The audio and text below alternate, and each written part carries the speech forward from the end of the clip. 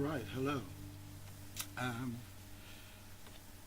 I've just uploaded to YouTube a video with all the tracks and videos that I did for the Herald album, and this is about the making of Herald, and I'll go through the individual tracks.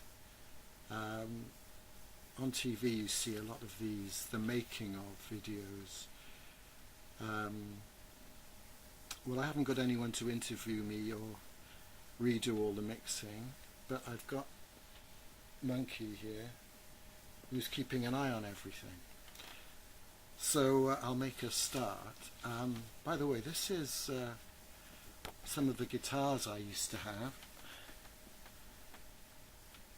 I painted this in my blue period. The guitar on the right is an Epiphone. It's the oldest one I've got. It's the only one I've got now. All the others have gone. Some of them are left-handed, some of them are right-handed. In the background are guitar cases with electric guitars and bass guitars. And on this album, on Herald, I used an Aria bass, a West One bass, a Fender Squier, Stratocaster copy, gets a bit technical now, a Gibson SG copy. I also used a Patrick Eggle guitar, which is a bit like a Gibson but not quite the same. I think it's got the same pickups. There's also a drum machine on some of the tracks, and so you hear tambourine and bass drums and snare drums. And also on that drum machine you could make keyboard sounds, some of which were quite interesting, quite extraordinary, as you'll hear on Now or Never, and also on Childhood Pilgrimage, I think. The keyboard sounds like the string sounds on She Moved Through the Fair and Platform 7, I think, yeah, they were done with a Yamaha keyboard. Anyway, let's make a start with the first track, which I ended up calling Herald. In the past it was called That Day, and I recorded it last of all. I recorded it according to my green book. Everything's in this green book. You'll see I recorded it on the 2nd of January 2005, Herald. And there's quite a lot of stuff going on in Herald. I think there's 3 vocals for a start. There's acoustic guitar, bass guitar, various drum patterns and cymbals and tambourines, and I think the Gibson SG is on that on the right hand side. The origin of the song is way back in the 1970s. I'd been working in Italy on a work-study program with Transcendental Meditation, and at the beginning of this video you saw a picture of Fuji Fonte where we were based. I was there from about March 1972 till the winter time. No, the autumn. In the autumn we all, well, those of us that were left, decamped to Semmering in Austria, which was quite an exciting trip. That's another story in itself. But in Fuji I worked, I ended up working in silkscreen printing in the summer of 72, and sometimes there were other musicians there and percussionists, and when we had time off we'd just meet up in the afternoon and just kind of improvise. I remember improvising, and it was very nice. So that day Like a Herald came, more alive than all the rest, filling the air with elusive sweet promise. Some days there was that kind of intangible feeling of something good was going to happen, and that's one of the things that Maharishi used to say a lot, something good is happening. So that track kind of just be still and see it all unfold. It kind of sums up what Transcendental Meditation's about, TM, to open up to the inner value of life and release your fatigue and stress, and then live a more complete life outside of meditation, a more full life. And it happens very naturally. Just be still and see my ways unfold. So I recorded that track January 2005. All of these tracks, all of these songs were done on an 8-track machine. So you've got all these different channels where you can put, a tambourine here or a bass drum there and guitars. So you've got up to 8 tracks, and then you mix it. You change the volumes on each track, and you can change the tone control, what they call the EQ. You can equalize, increase the treble or increase the bass, and you can add all kinds of effects to the voice to make it sound like it's double tracked. I mean, there's so much you can do even on a Boss 8 track, which I don't have at the moment. I don't have one, so I can't illustrate the different tracks to you. But yeah, that was finally mixed on the 2nd of January 2005 in I had a flat in Windsor at the time, very near the Great Park, on the southern tip of Windsor. Quite a lot of aircraft noise there, which I had to avoid.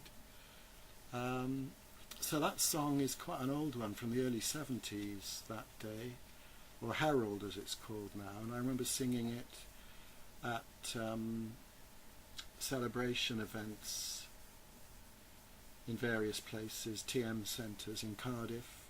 I lived for quite a while. I grew up in Wales, and having been born in Birmingham, we moved to Wales when I was 5, and I went to university at the University of Sussex for 3 years, 68 to 71, and then I went out to Fuji in 72. Fuji Fonte is just beautiful. I think it was about 50 miles from Rome, up in the hills. It was a spa town. So in the summer it was quite full of spa visitors, but it was quieter in the winter and spring and autumn. So I've got very fond memories of Fuji, and I met some lovely people there. So that's the background to Herald. The next song is Eclipse. Now Eclipse was the first song I recorded on the 8-track. It's the first time I actually used the 8-track. I just bought it, and I recorded Eclipse on the 12th of August, year 2000. There it is. And the previous year, August 99, there'd been that famous total eclipse of the sun visible from Cornwall in the UK. Where I was living in Windsor, it was only partial, and I remember going out into Windsor Great Park. I think it was due to be maximum eclipse around about midday or 2 o'clock, but it was very odd going out, and those of you that remember, it went very dark. All the birds stopped singing. It was sort of like twilight. It was eerie, really. And I just, a year later, after the event, I just sat down and wrote this song. The day it dawned bright, 11th of August 99, a date awaited since far off school days of mine. Because I can remember thinking in school in the 60s, the 60s, eclipse 1999, and it seemed like it was just so far away, it was never going to happen, and then it happened, and it turned out to be quite a complicated song. I'll just play you a couple of clips on the guitar. I meant to do this during that little bit on Herald. These are the chords I had for Herald.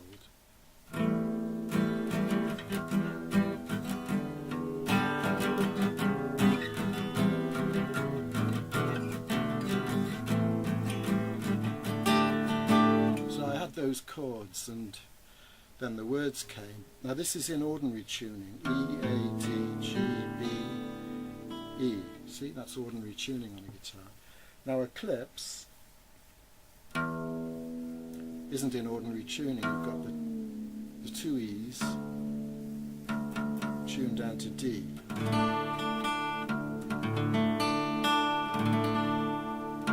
So you get that droning. And I had this guitar part.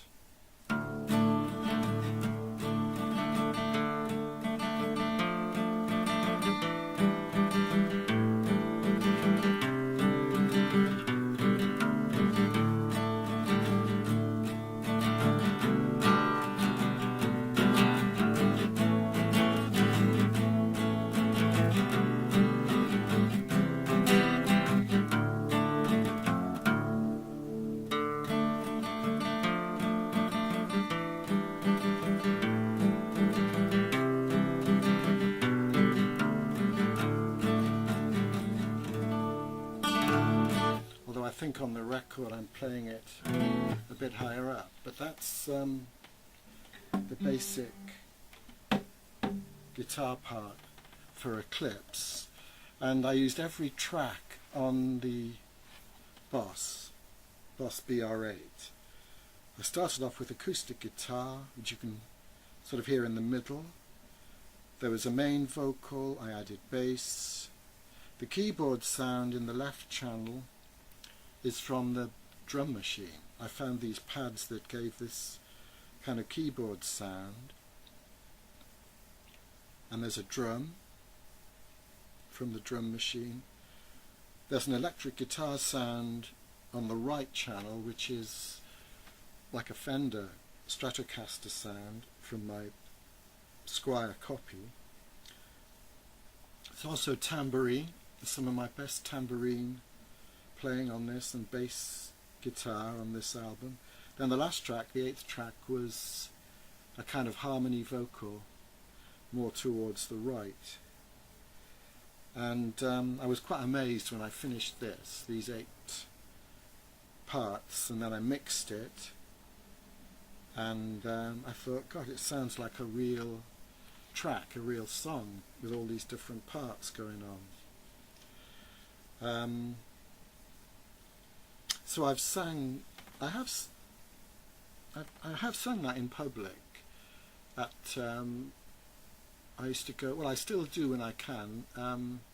At Windsor Arts Centre they used to have every Monday a Mellow Monday, which has now moved to the other side of Windsor. I must try and get there.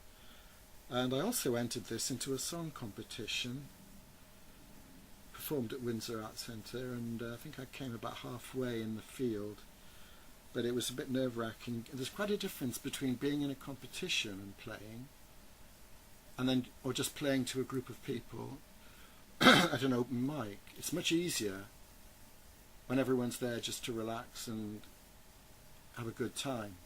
Singing in a competition is just a bit artificial, and it's much more nerve-wracking, so I probably won't ever do that again, I don't think. Anyway, that's Eclipse. 1 year on. I wrote it a year after the big one of 1999. So the next one I did was Now or Never. And Now or Never, I had a combination of riffs which I put together into one song, and the words are, again, it's something that happened at Windsor Arts Centre around about the year 2000, I can't remember exactly, but a guy called Keith James was doing an evening of Nick Drake songs. Most of you have probably heard of Nick Drake, who wrote Pink Moon and Things Behind the Sun, River Song and so on, beautiful songs. And Keith James came and did an evening of Nick Drake songs at Windsor Arts Centre, and it was just magic, I must admit. And I was so inspired by it, and afterwards I went for a walk in Windsor Great Park. You know, went out a walk tonight, it is late but still light. Down in the southern sky, red Mars is rising. Because sometimes you can see Mars. People think you can't see planets with the naked eye, but Mars, Jupiter, Venus, Saturn, you can see. Sometimes they're quite bright. I'm sure it was Mars. It was red. It wasn't an aircraft or anything. It was just rising up. Red Mars was rising. So the song is all about my impressions of that evening. Then there's a little change at the end when I go on about once I was a studio dweller between a castle and a river. And before I lived in the southern part of Windsor, I had a studio apartment very near the castle, between the castle and the River Thames. And it was very hot in the summer. I had to have a fan going. And one night I was lying there looking up at the ceiling, and I could see stars glowing on the ceiling, which I wasn't aware of during the day. And I had a look in the daytime, and I realized there were sort of stars painted over, and they were on the ceiling, but someone had stuck them up there and then painted over it, or maybe they'd been painted over later. But they must have become luminous at night and just shone a bit through the paint, because I couldn't work out what it was originally. Then I realized, oh, there's stars up there, which was nice. So that comes into the song as well. The video, it's funny, I didn't say anything about the video for Eclipse, but it was all done in this room, the video for Eclipse, pretty much, with various bits and pieces.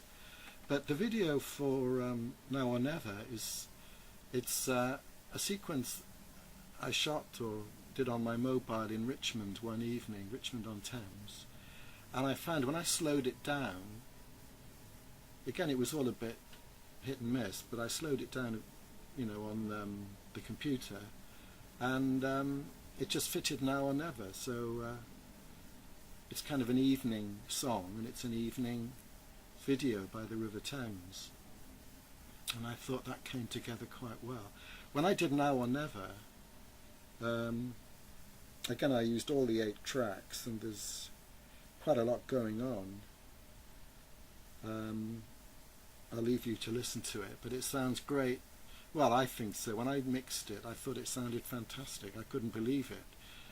With the bass and everything going on, that mix, there's a sort of tom-tom effect. Again, I was using the drum machine, but I never programmed the drum machine. Everything that you hear, and you can probably tell, it's in real time. With headphones on, you're listening to the voice or the bass and the acoustic guitar, and you're just doing things in real time. Because I'm not like in a professional studio, I'm just doing all this in my lounge. So anyway, I was quite pleased with that one. Now or Never. A Childhood Pilgrimage.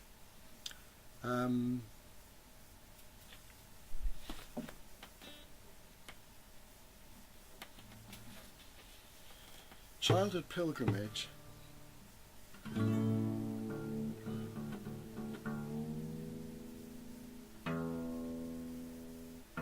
is this riff. It's nice. Sorry.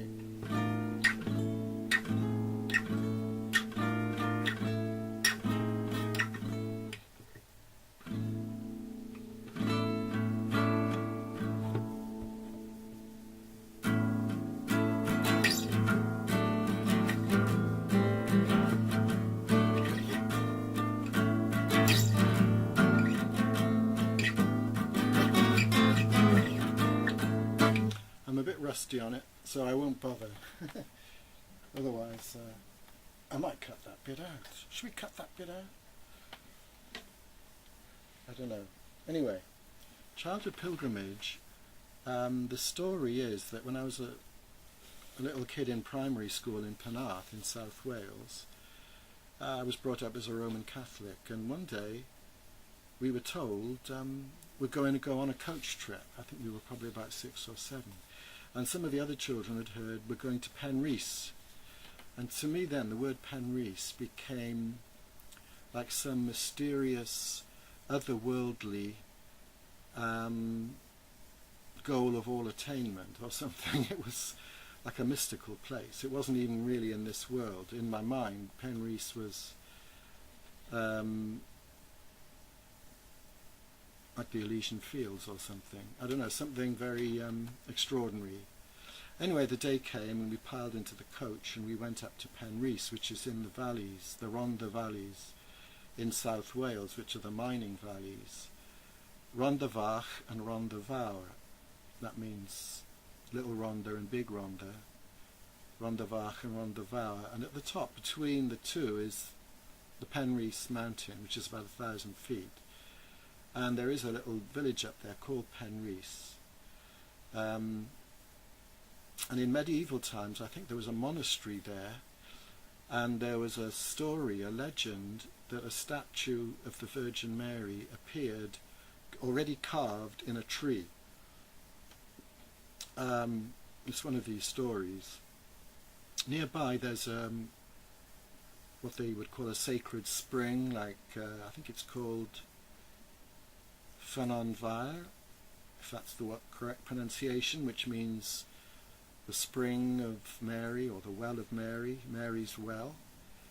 And that's supposed to be a healing spring, a bit further down the mountain. Anyway, we were all there as kids. There's a big statue there now on a pillar of the Virgin Mary. There used to be a monastery there. It used to be a place of great pilgrimage. In medieval times, for the whole of Wales, people would go there. And of course, in those days, there were lots of trees and forests because there was no mining, so the hills were all covered in forests. So the people would make their way through various pathways up to the top of this mountain for the sacred water and for the shrine, where there was a wooden statue. There was a chapel there, I think, and then the wooden statue from the tree was, allegedly from the tree, was put in the chapel. Anyway, we went there with great excitement. I remember going up these steep hillsides in the coach, and you know what kids are like. We were all really excited. We all had little bags of sherbet. You probably don't know what sherbet is. Maybe you do. They were all in paper bags. All these little granules of sherbet, and you would lick your finger, and I can taste it now. It was quite a sharp taste. So the song is about that, really, about going to Penrhys to see the Lady of the Valleys. Also there's a chorus about dressed in white on a spring day, lifted up to crown the Lady. That refers more to the processions we used to have in church in Penarth in May. May is, in the Catholic Church, May is the month of Mary, and they have processions and they crown a statue of Mary in the church. And one year I was chosen to carry the crown on a cushion, on a velvet cushion, and we processed around the church, and then I had to give it to a girl standing on a chair by the sanctuary altar rails. I had to give her this crown so she could crown the statue, which was quite high, and they'd chosen the tallest girl, I think, to sort of crown the statue, crown Our Lady, and I couldn't reach her, you see. I was only a little kid, tiny thing, and I was holding up this cushion with the crown of flowers on it, and I couldn't reach the girl who was standing up there, so the priest just lifted me up. in those days we didn't have any mobile phones. I'm sure today anything like that would be, it'd be on YouTube in half an hour, you know, but there are no photographs. No, there's no, unless somebody else remembers, but I remember it, so that's what the background to Childhood Pilgrimage. When I finished Childhood Pilgrimage, I was amazed. Just getting the right balance, the bass, that sort of strange keyboard effect that sort of glides over the chorus and then switches back to a kind of synth sound in the verses. Yeah, it's of its time, shall we say. It's of its time. And there's quite a lot of vocals on that one. There's rhythm. The bass guitar I used was my Aria, which had frets on it. My other bass guitar didn't have any frets, just marked in paint. So there's keyboards, guitar. I like the lead guitar playing at the end, which comes in on the right hand side channel. So that I recorded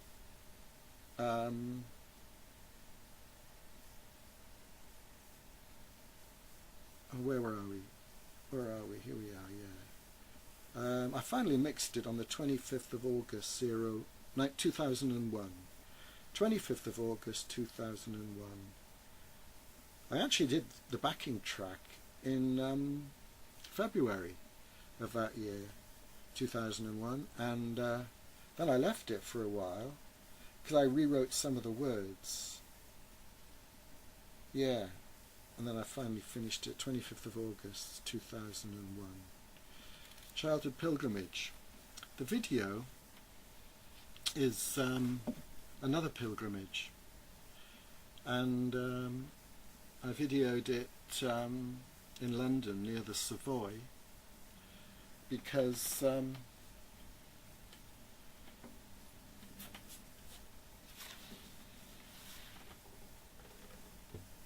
someone else had done a video there. And me going there was a kind of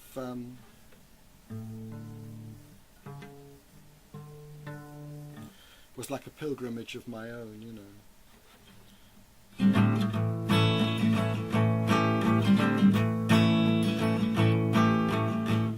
I'll leave that's just a clue, okay?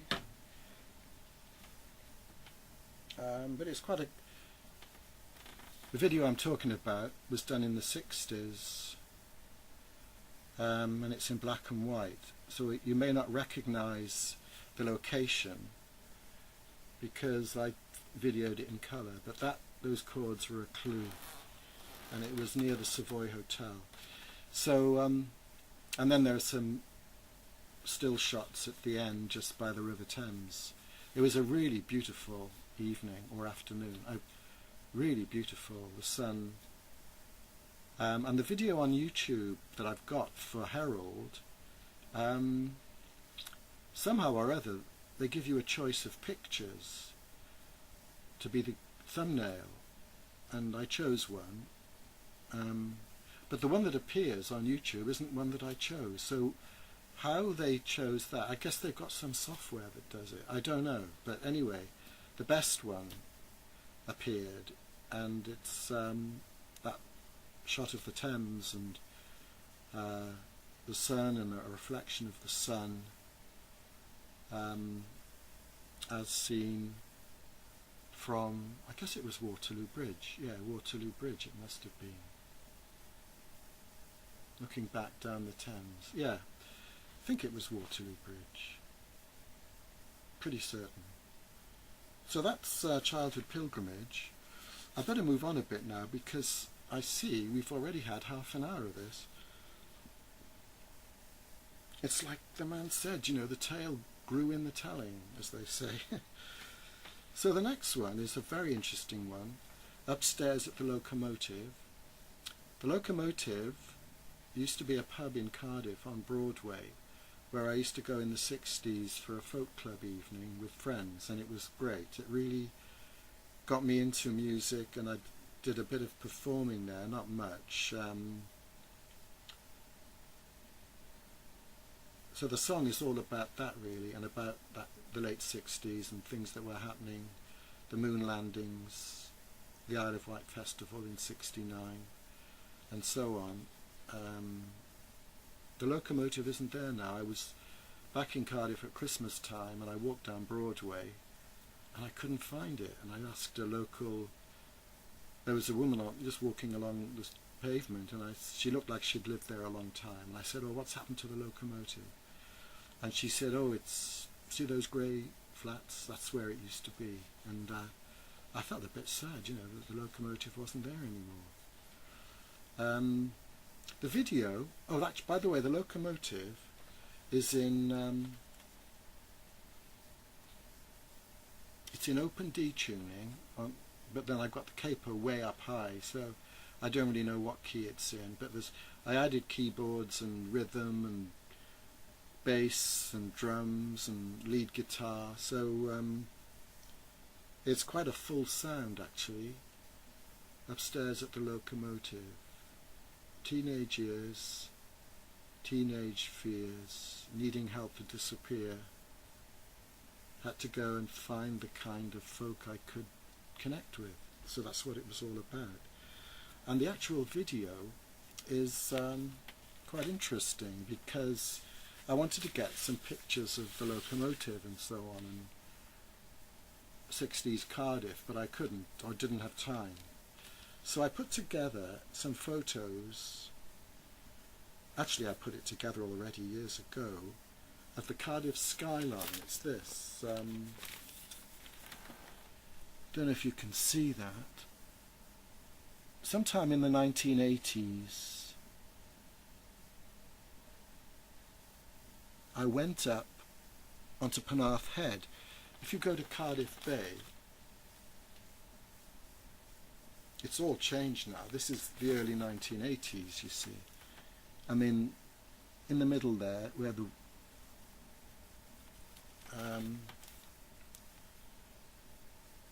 I think that's where the marina is now, right in the middle.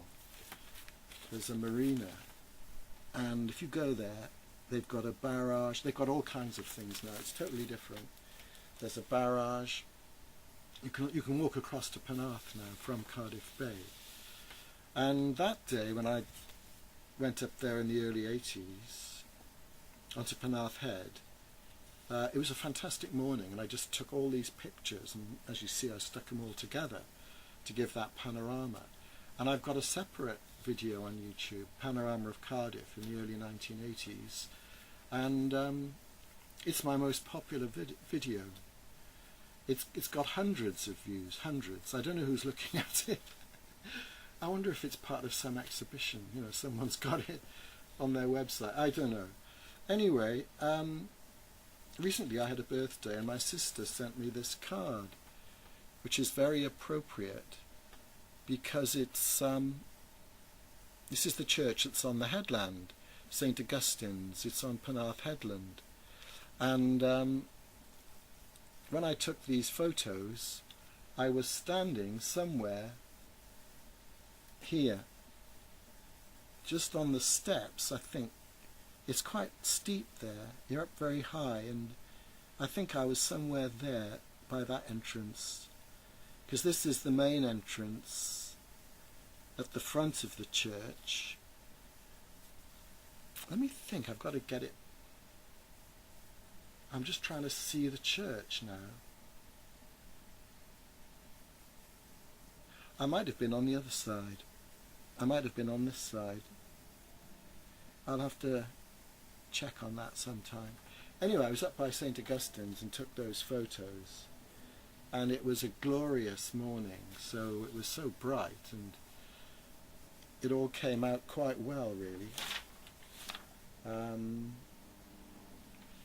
So that's upstairs at the locomotive.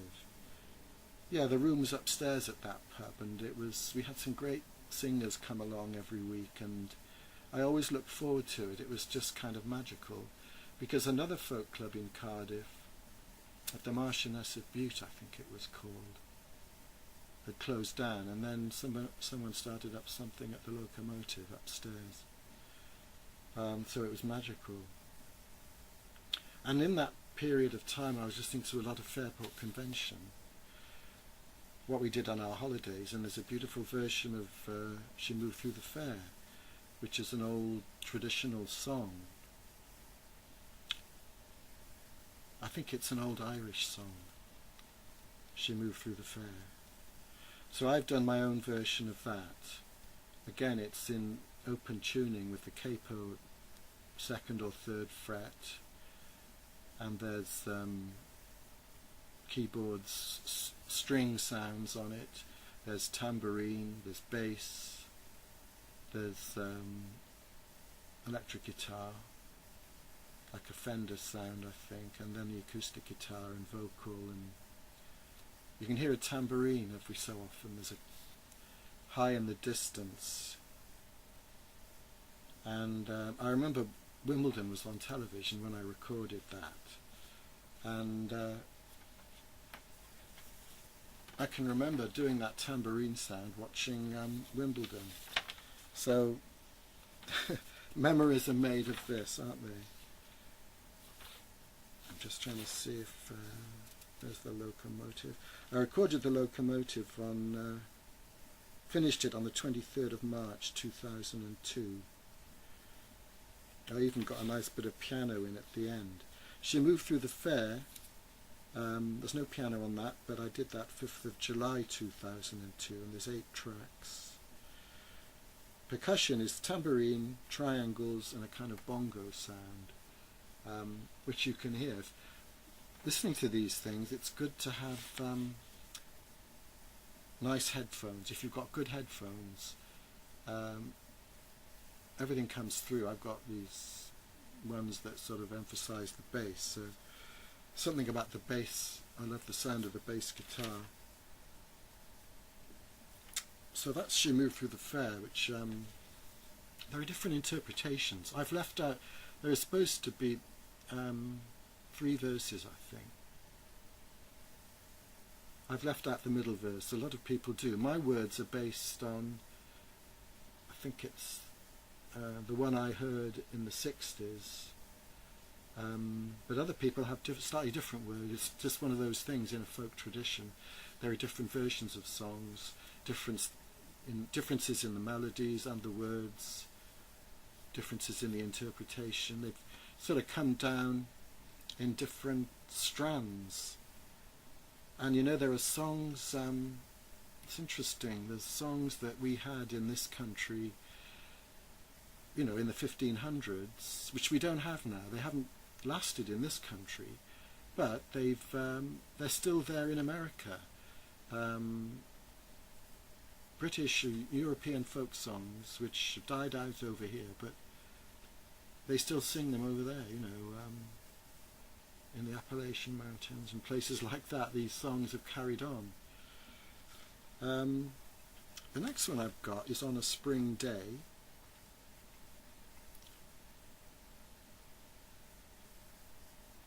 Now this one, I had to leave it where it was because all it is vocal, guitar and bass. And I meant to go back to it and add bits, but I did do a mix of the guitar, vocal and bass, and that's what is on this Herald album. But then some of it got erased. I don't know why. On this Boss BR8 I wasn't totally capable. I'd had no training on it, you see. Anyway, normally I didn't make mistakes like that, but luckily I'd got that basic mix, so that's what's on the album. I don't know, I recorded something over it, you know how you do, without really thinking. I'm just trying to, oh here we are, yeah, I recorded it on my birthday in 2003, 18th of July, bass, vocal. I already had the guitar, that's right, I recorded the guitar part first, that sort of strumming, I had all of that from autumn 2002. Then I added on the bass and vocal 18th of July. And it's just about spring coming and walking out in Windsor Great Park, 2002, and just feeling, a great sense of renewal that you feel in spring. I mean, it's a wonderful thing, spring. We're lucky that the Earth's tilted on its axis, because if it wasn't tilted as it goes round the sun, we wouldn't have any seasons, and it would be a bit boring, really, with no seasons at all. Anyway, that's on a spring day. Sonnet 18 is Shakespeare's sonnet. The video for On a Spring Day I did in Windsor, there's a lot of blossom and green and sunsets and sunrises and so on a spring day.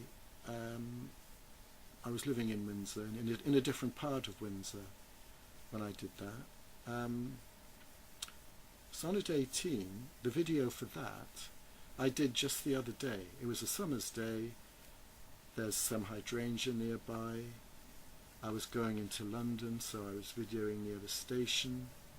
I went to see a show, and that kind of shone by eternal summer shall not fade. It was a great show. And then I did a shot of Piccadilly Circus.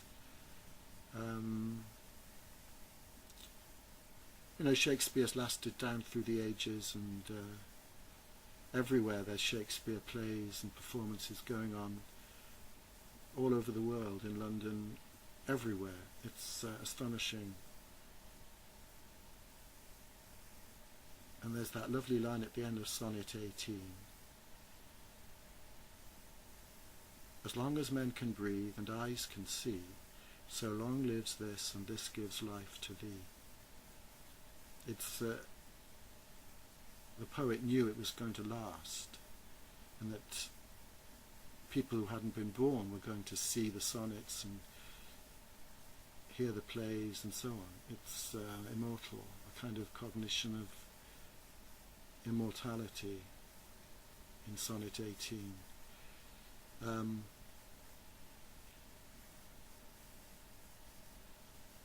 And I play that in an open tuning with an open D again. It's on another album, every word I do it, but in a different way. This way I did earlier. I think I did this in 2000. It was quite early on.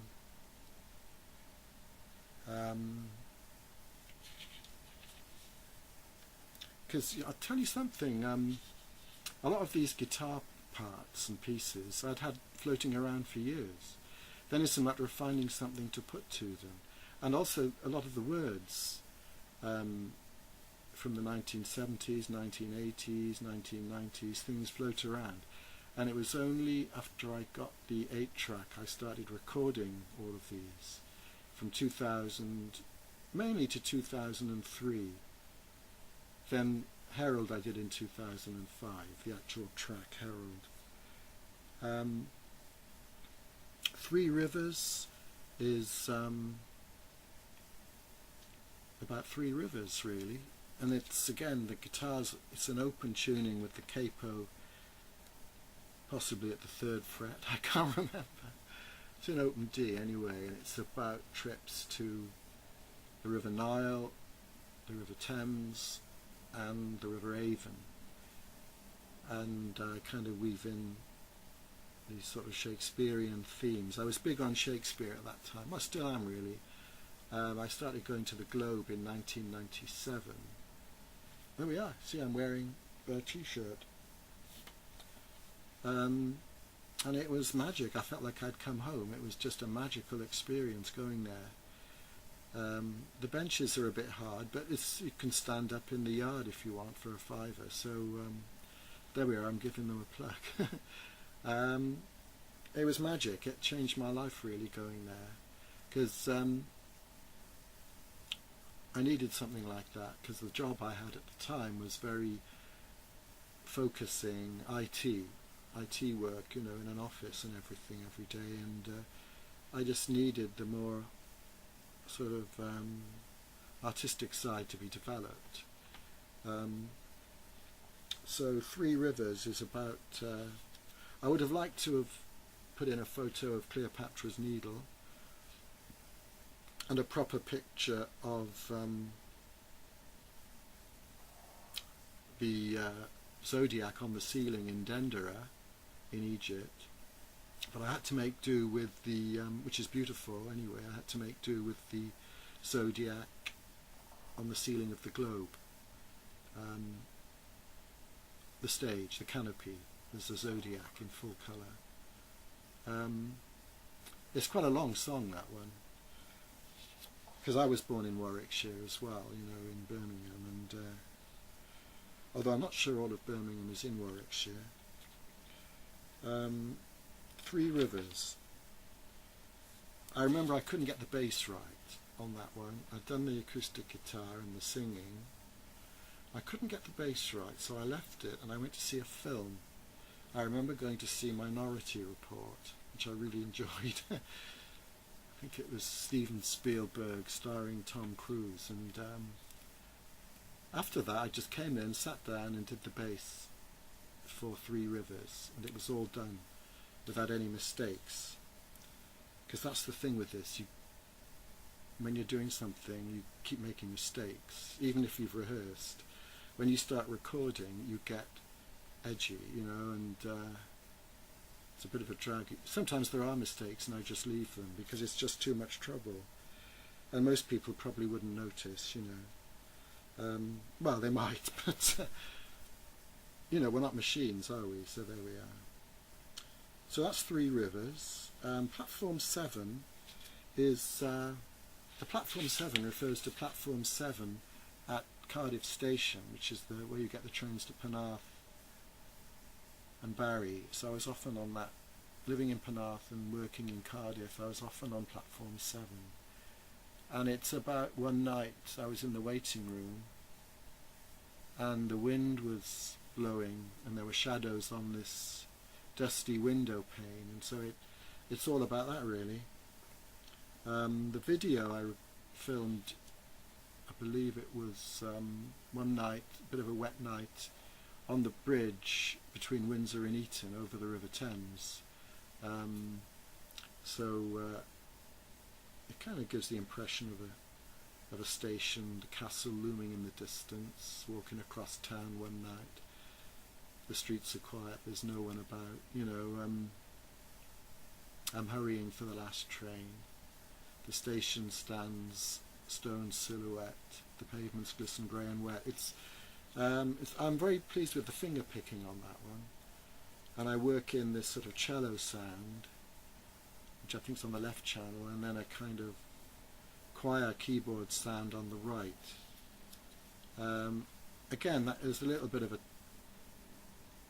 I like it, I like that song. So that's Platform 7. The Chaldean Oracle, well, there's a story about this. Back in the 1970s at the Cardiff TM Centre, one of the people who used to come to meetings gave me this, the Chaldean Oracle, which she wrote out on a piece of paper. And it was Mrs. Katie Wright, who was a very special lady who used to come to the meetings there. And she had seen something on a shelf, like a quote that I had.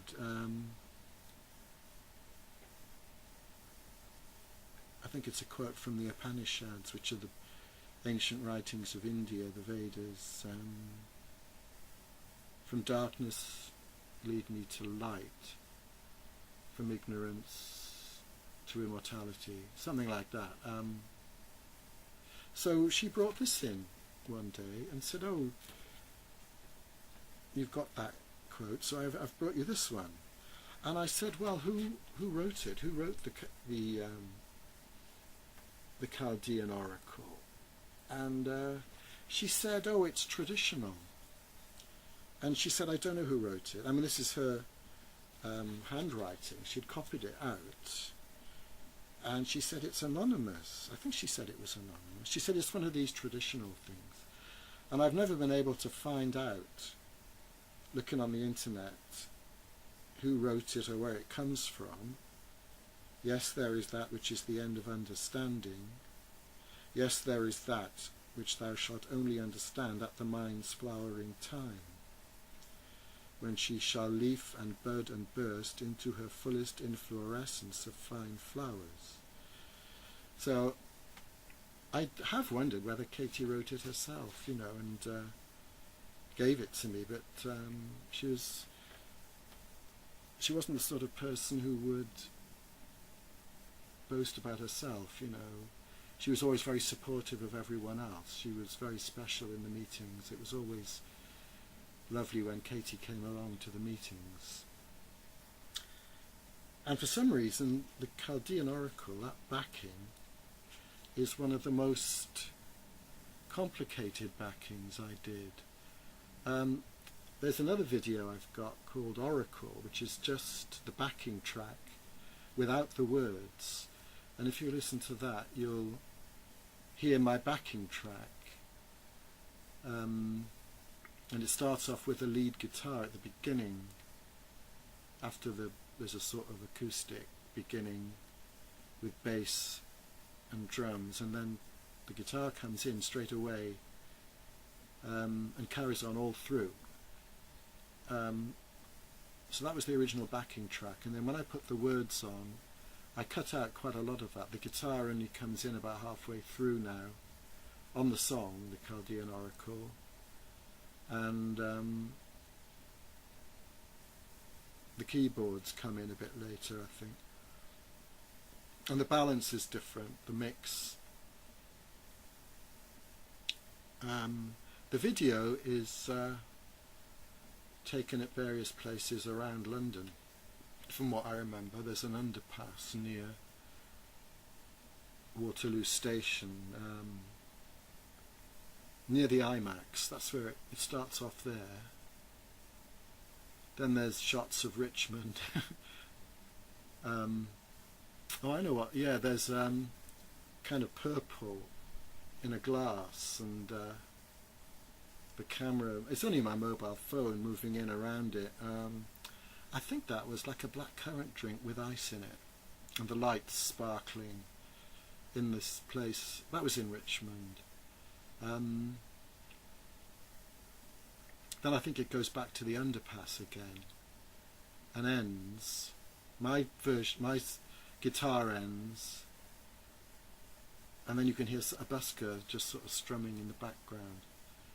So I quite like that. A lot of the videos, you know, they're a bit jumpy.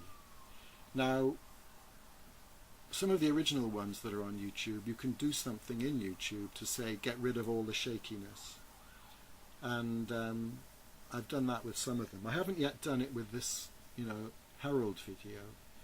I'm getting a bit too technical, aren't I? Anyway, so it is a bit jumpy because it's handheld mobile phones, different times and locations.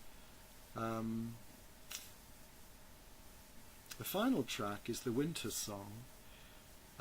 Winter Song, the words I wrote, I think, in 1980 or 81, because out walking on a winter's day. Originally I had different chords and melody completely, and I remember singing it at a celebration at a TM centre, actually Mentmore Towers in Buckinghamshire. And it was very late in, this is quite funny, it was very late in the evening when I came on to sing a couple of songs. I'm sure I sang this one, Out Walking on a Winter's Day, because some of us who were living there, we used to go out walking. It was beautiful countryside around there.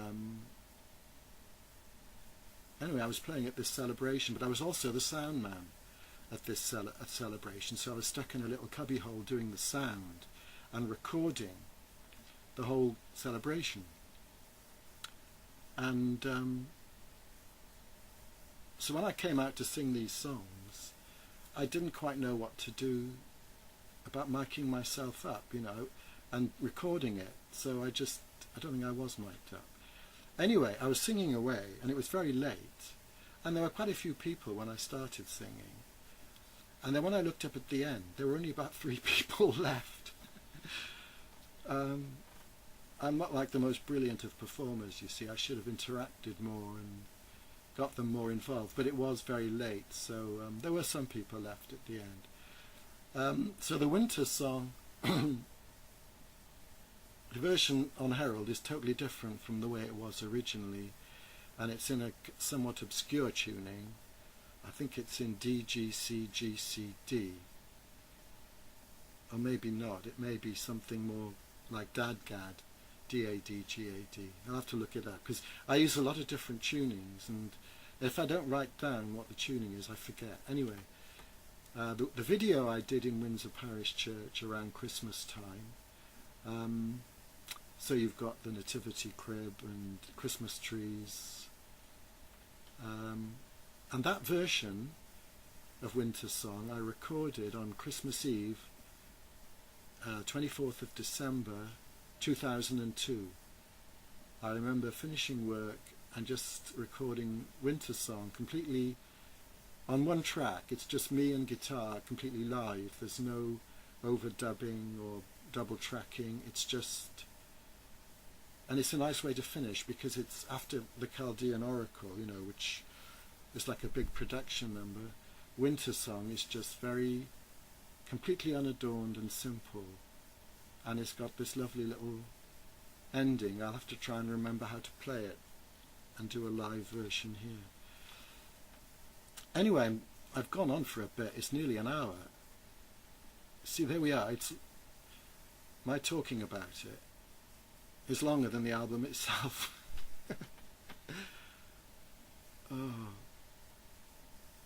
it needs editing down, or maybe it doesn't. I mean, there were a lot of anecdotes in there, and as I say, I didn't have any notes except for this, the track listing.